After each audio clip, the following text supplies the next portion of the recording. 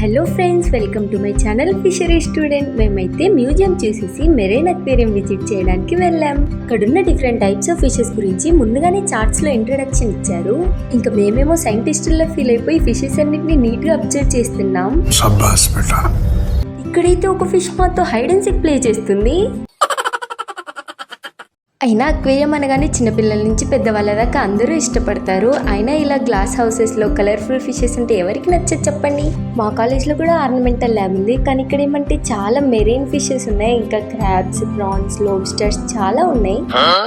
Cute గా fishes అన్ని చాలా బాగున్నాయి. అసలు ఈ ఫిషెస్ అన్ని నా ఛానల్ కి అన్పెయిడ్ ప్రమోషన్ చేస్తున్నాయి. ఫోన్ కెమెరా తీసుకెళ్ళగానే మంచిగా స్విమ్ చేస్తున్నాయి. థ్యాంక్స్. మేము వెళ్ళినప్పుడే ఆ ఫిషెస్కి ఫీడ్ ఇస్తున్నారు. మాకు కూడా ఆకలి ఇస్తుంది, కానీ నెక్స్ట్ హ్యాచరీ విజిట్ చేయాలి.